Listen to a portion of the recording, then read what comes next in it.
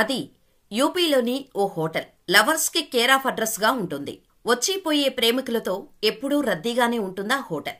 ఎప్పుడూ హ్యాపీ స్క్రీమ్స్ వినిపించే ఆ హోటల్లో ఉన్న ఫలంగా నా లవర్ నన్ను చంపేస్తుంది, రక్షించండి అంటూ ఓ యువకుడు అరిచాడు. మొదట లవర్స్ ఇద్దరూ ఏమైనా ప్రాంక్ చేస్తున్నారేమోనని అనుకున్నారు. కాని అతడు ఉండే కొద్దీ భయంకరంగా అరవటంతో అనుమానం వచ్చి పోలీసులకు ఫోన్ చేశారు. ఇక పోలీసులు వచ్చాక ఆ డోర్ తెరిచి చూస్తే అందరూ షాకయ్యారు. అక్కడ సీన్ చూసి పోలీసులే కంగు తిన్నారు. ఇంతకీ అప్పుడు అక్కడ ఏం జరిగింది? ప్రేమించిన వ్యక్తిని ఆమె ఎందుకు చంపాలని అనుకుంది? Watch the story. అది ఉత్తరప్రదేశ్లోని కుల్లోరియా అనే గ్రామం. ఇక్కడే వినోద్, వితిక అనే దంపతులు ఉండేవారు. మొదట వారు కూలీ పనికి వెళ్లేవారు. కోళ్ల ఫాం పెట్టుకుంటే ఎక్కువ లాభాలు వస్తున్నాయని బంధువుల ద్వారా తెలుసుకున్న వినోద్ దంపతులు కోళ్ల ఫాముని స్టార్ట్ చేశారు. అది మంచి లాభాలు తీసుకురావటంతో ఈ వ్యాపారాన్ని కంటిన్యూ చేశారు. ఇక ఈ దంపతులకు 2 కొడుకులు ఉన్నారు. పెద్దబ్బాయి బబ్లు చదువుల్లో చురుకుగా ఉండటంతో బాగా చదువు చెప్పించాలని ముజఫర్ నగర్లో ఓ కార్పొరేట్ స్కూల్లో జాయిన్ చేశారు. అక్కడే హాస్టల్లో ఉంటూ బబ్లు చదువుకునేవాడు. ఇదిలా ఉండగా హీనా అనే అమ్మాయి కూడా ఓ స్కూల్లో జాయిన్ అయింది. ముజఫర్ నగర్ కి చెందిన హీనా తల్లిదండ్రులు గవర్నమెంట్ టీచర్స్ గా పనిచేసేవారు. హీనా ఏకైక సంతానం కావటంతో గారాబంగా పెంచారు. కూతురు ఏమడిగినా తీసుకొచ్చి ఇచ్చేవారు ఆమె తల్లిదండ్రులు. ఇదిలా ఉండగా హీనా తన 8th క్లాస్ వచ్చేసరికి బబ్లు హీనా చదివే స్కూల్లో జాయిన్ అయ్యాడు. చూడటానికి బాగుండటంతో పాటు చదువుల్లో ఫస్ట్ రావటంతో బబ్లు అంటే హీనాకి క్రష్ గా మారిపోయాడు. ఇక అప్పటి నుంచి బబ్లుతో ఫ్రెండ్షిప్ చేసింది హీనా. ఆ ఫ్రెండ్షిప్ కాస్త సాన్నిహిత్యంగా మారి ప్రేమలో పడ్డారు ఇద్దరు. ఇక స్కూల్ అయిపోగానే తల్లిదండ్రులు ఇచ్చిన పాకెట్ మనీతో సినిమాలు, షికార్లు అంటూ బయట తిరిగేవారు. అంతేకాకుండా రెస్టారెంట్స్ కి వెళ్లి మంచి ఫుడ్ ని ఆస్వాదించేవారు. ఇక వీరిద్దరి ప్రేమ ఎంతలా ముదిరిందంటే ఇద్దరూ ఏకాంతంగా గడపాలి అనేంతలా స్కూల్ అవ్వగానే ఎప్పుడూ బయటకు వెళ్లి రొమాన్స్ చేసుకుంటూ ఏకాంతంలో మునిగి తేలేవారు. బయట కలవటానికి వీల్లేనప్పుడు స్కూల్ బాత్రూంలోనే పని కానిచ్చేవారు. అలా ఎప్పుడు కావాలంటే అప్పుడు తమ కోరికలను తీర్చుకుంటూ ఎంజాయ్ చేసేవారు. అలా 2 ఏళ్లు గడిచిపోయేసరికి ఇద్దరూ 10th క్లాస్లోకి వచ్చేశారు. అలా ఓ రోజు హీనా పేరెంట్స్ ఇంట్లో లేరని బబ్లును ఇంటికి పిలిచింది. ఎవరికంటా పడకుండా పిల్లిలా హీనా ఇంట్లోకి వెళ్లాడు బబ్లు. ఇక హీనా పేరెంట్స్ వచ్చే వరకు రొమాన్స్ చేసుకుంటూ గడిపారు. ఎప్పుడు ఖాళీ దొరికినా రొమాన్స్ చేసుకుంటూ ఉండేవారు. ఫలితంగా హీనా ప్రెగ్నెంట్ అయింది. ఈ విషయం ఇద్దరి ఇంట్లో తెలిస్తే పెద్ద ప్రాబ్లం అయిపోతుందని భయపడ్డారు. కానీ ప్రెగ్నెన్సీ ఎలా తీయించాలో తెలియక కంగారు పడ్డారు. ఇక వీరిద్దరి విషయం వీరి కామన్ ఫ్రెండ్ అయిన ప్రవీణ్ కు తెలిసింది.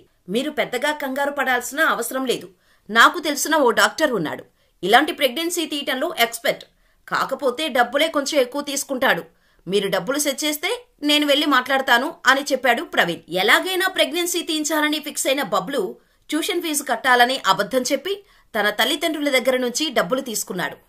అలా 10,000 రూపాయలు తీసుకొచ్చి ప్రవీణ్ చేతిలో పెట్టాడు. ఇక నీ పని అయిపోయినట్టే, కంగారు పడకు అని చెప్పిన ప్రవీణ్ డైరెక్ట్ గా ఆస్పత్రికి వెళ్లి ఫార్మాలిటీస్ అన్ని మాట్లాడాడు. ఇక ప్రవీణ్ నుంచి సిగ్నల్ రాగానే అప్పటి వరకు క్లినిక్ బయటే ఉన్న బబ్లు హీనాను తీసుకుని క్లినిక్ లోపలికి తీసుకెళ్లాడు. ఇక డబ్బులు తీసుకున్న ఆ డాక్టర్ హీనాకు అబార్షన్ చేసేశాడు. కాకపోతే హీనా వయసు చిన్నది కావటంతో ఓవర్ బ్లీడింగ్ అయింది. అయినా సరే ఇంటికి వెళ్లిపోయింది హీనా. హెవీగా బ్లడ్ లాస్ కావటంతో హీనా కండిషన్ సీరియస్ అయిపోయింది. ఇక కూతురు పరిస్థితి చూసిన తల్లిదండ్రులు కంగారు పడ్డారు. వెంటనే ఆస్పత్రికి తీసుకువెళ్తే అబార్షన్ చేయించుకుంది, అందుకే హెవీగా బ్లడ్ లాస్ అయిందని అక్కడ డాక్టర్స్ చెప్పారు. ఈ మాట వినగానే హీనా తల్లిదండ్రులు షాకుకు గురయ్యారు. ఇక కూతురుని నిలదీగా జరిగిన విషయం చెప్పేసింది హీనా. నిజం తెలిసినా ఏం చేయలేని పరిస్థితి హీనా పేరెంట్స్ది. అప్పటికే హీనా కండిషన్ కుదుట పడకపోవటంతో 2 రోజులు ఆస్పత్రిలోనే ఉంచారు ఆమె తల్లిదండ్రులు. ఇక హీనా కొంచెం కోలుకున్న తర్వాత ఇంటికి తీసుకుని వెళ్లారు. అనంతరం బబ్లుని ఇంటికి పిలిపించారు. మీరిద్దరిది చాలా చిన్న వయసు, జరిగిందేదో జరిగింది, ఇక దాని గురించి పట్టించుకోకుండా మరోసారి ఇలాంటి తప్పు చేయకండి, ముందు చదువుల మీద దృష్టి పెట్టండి, అప్పుడే లైఫ్లో సెటిల్ అవ్వచ్చు, ఆ తర్వాత మీకు నచ్చినట్టు ఉండొచ్చు అని బుద్ధి చెప్పారు హీనా పేరెంట్స్. కొడతారేమో తిడతారేమో అనుకుంటే సెటిల్ అయ్యాక మీ ఇష్టం అంటూ చెప్పడంతో బబ్లు అంటూ హీనా మరింత రెచ్చిపోయారు. ఇంటర్ 2nd ఇయర్ పూర్తయి డిగ్రీలో జాయిన్ అయ్యే వరకు హీనా 4 సార్లు అబార్షన్ చేయించుకుంది. బబ్లునే తన ప్రపంచం, తనే భర్త అని గాల్లో మేడలు కట్టేసింది హీనా. కాని బబ్లు అప్పుడప్పుడు తన మేనత్త ఇంటికి వెళ్తుండేవాడు. ఈ క్రమంలో తన మేనత్త కూతురు అయిన శ్రావణితో ప్రేమలో పడ్డాడు. శ్రావణి సిటీకి వచ్చాక హీనాతో ఎంజాయ్ చేయటం, ఇంటికి వెళ్లినప్పుడు మేనత్త కూతురితో డబుల్ ఎంజాయ్ చేయటం మొదలుపెట్టాడు. ఇక డిగ్రీ ఫైనల్ ఇయర్కు వచ్చేసరికి తమ రిలేషన్ గురించి ఇంట్లో చెప్పాలని బబ్లూని అడిగింది హీనా. మా ఇంట్లో మన ప్రేమకు అడ్డు ఉండదు, డిగ్రీ పూర్తవగానే పెళ్లి చేసుకుందాం అని చెప్పేసి తప్పించుకున్నాడు బబ్లు. ఇదిలా ఉంటే శ్రావణి బబ్లు వ్యవహారం ఇంట్లో తెలిసి నిలదీశారు.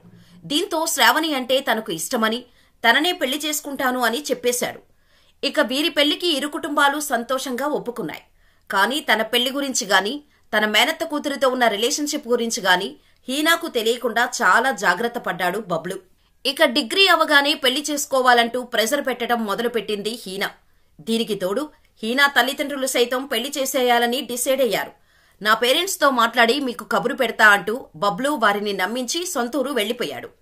అలా ఇంటికి వెళ్లిన బబ్లు రోజూ హీనాతో మాట్లాడేవాడు. కానీ సడన్ గా హీనాకు ఫోన్ లిఫ్ట్ చేయటం మానేశాడు. కంగారు పడిన హీనా తన ఫ్రెండ్స్ నెంబర్స్తో ఫోన్ చేస్తే లిఫ్ట్ చేశాడు. అసలు ఎందుకు ఇలా అవాయిడ్ చేస్తున్నావంటూ హీనా బబ్లూని నిలదీసింది.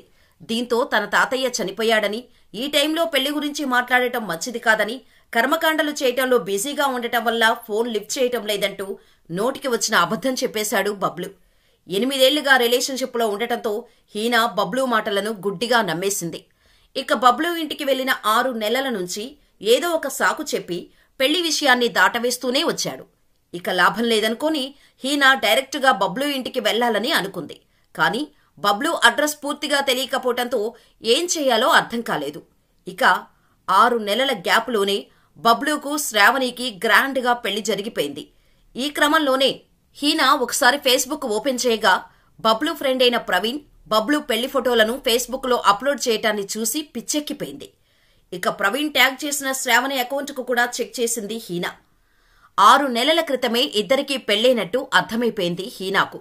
కాని బబ్లు ఈ 6 నెలల వ్యవధిలో కుదిరినప్పుడల్లా ఏకాంతంగా కలిసేవాడు. కాని ఏనాడు తన పెళ్లి విషయం చెప్పలేదు అని మానసికంగా కుంగిపోయింది హీనా.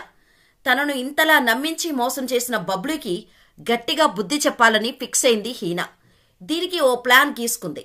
ఇక ప్లాన్ ప్రకారం బబ్లుకి ఫోన్ చేసి, నిన్ను బాగా మిస్ అవుతున్నాను, ఇద్దరం ఏకాంతంగా కలుద్దామని ప్రేమగా మాట్లాడింది హీనా.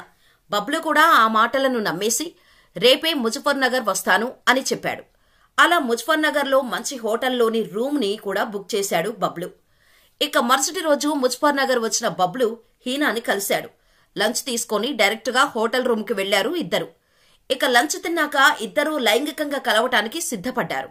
అలా బబ్లు బెడ్పై పడుకోగానే అప్పటికే తన వెంట తెచ్చుకున్న బ్లేడ్తో బబ్లు ప్రైవేట్ పార్ట్స్ ని కట్ చేసేసింది హీనా. షాక్కు గురైన బబ్లు వెంటనే గట్టిగట్టిగా కేకలు వేయటంతో హోటల్ సిబ్బంది వచ్చి డోర్లు కొట్టారు. ఎంతకీ డోర్స్ తీయకపోవటంతో పోలీసులకు సమాచారం ఇచ్చారు హోటల్ మేనేజ్మెంట్ వాళ్ళు.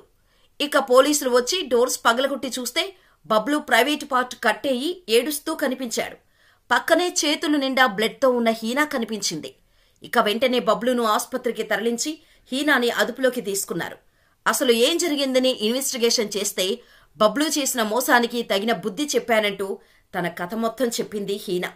ఈ విషయం తెలిసిన వారంతా హీనా చేసింది కరెక్టే అని అనటం మొదలుపెట్టారు. మరి ఈ విషయంలో ఎవరిది తప్పు అని మీరనుకుంటున్నారో మాకు కామెంట్ చేసేయండి.